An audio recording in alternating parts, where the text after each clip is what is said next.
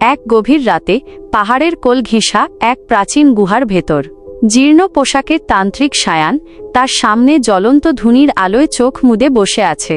তার পাশে শিকলে বাঁধা এক আলিম জিন, নাম ইউসুফ। ইউসুফ, যার চোখ ভর্তি বেদনা আর কপালে সিজদার চিহ্ন। তান্ত্রিক সায়ান কঠোর, ক্লান্ত স্বর, ইউসুফ, আমার কাজ শেষ করে দে। যে ধন সম্পদ চেয়েছিলাম এনে দিবি না, আর কতদিন এইভাবে বেঁধে রাখব তোকে? আলিম জিন ইউসুফ, ধীর, ভারী, বেদনাহত স্বর, সায়ান, তোমার ক্ষমতা আমার জানা, কিন্তু আমি তো শয়তান নই। আমি সেই জাতি যারা আল্লাহর ইবাদত করে। এই বন্ধন, এই শিকল আমার কাছে মৃত্যুর চেয়েও কঠিন। তুমি আমার কাছ থেকে দুনিয়ার সম্পদ চাইছো, কিন্তু আমি তো শুধু আখেরাতের পথের পথিক ছিলাম। তান্ত্রিক সায়ান আস্তে করে হাসে, ইবাদত? হাস্যকর। আমি ক্ষমতা চাই ইউসুফ। এই পৃথিবী আমাকে সবকিছু দেয়নি, তাই আমি তোর মতো ক্ষমতাশালীদের ব্যবহার করি। তোর কষ্ট কেন হচ্ছে? তুই তো জিন।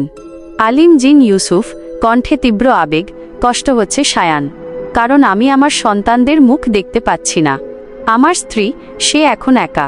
তুমি আমাকে দিনের পর দিন বাধ্য করেছ এমন কাজ করতে যা আমার ঈমানকে ক্ষত বিক্ষত করেছে। আমি তোকে আঘাত করতে পারতাম, কিন্তু আমার রবের ভয় আমাকে থামিয়ে রাখে। তান্ত্রিক সায়ান স্তব্ধ ধুনির দিকে তাকিয়ে, আমার স্ত্রী, সেও তো আমাকে ছেড়ে চলে গেল। ক্ষমতা চেয়েছিলাম, কিন্তু শান্তি পেলাম না। তুই যদি সত্যি আলিমের পথ ধরে থাকিস, তবে কেন আমি তবুও অশান্ত? আলিম জিন ইউসুফ, স্নেহপূর্ণ, শান্ত স্বর, সায়ান, ক্ষমতা তো শুধু ছায়া। আসল আলো তো মনের শান্তি আর স্রষ্টার আনুগত্যে। তুমি এই বন্ধন ভেঙে দাও, আমাকে মুক্তি দাও। দেখবে, আমার মুক্তির সঙ্গে সঙ্গে তোমার ভেতরেও এক গভীর শান্তি নেমে এসেছে। আমাদের দুজনের আত্মার মুক্তি হোক। তান্ত্রিক সায়ান ধীরে ধীরে শিকলের দিকে হাত বাড়ায়। তার চোখ ভরে জল।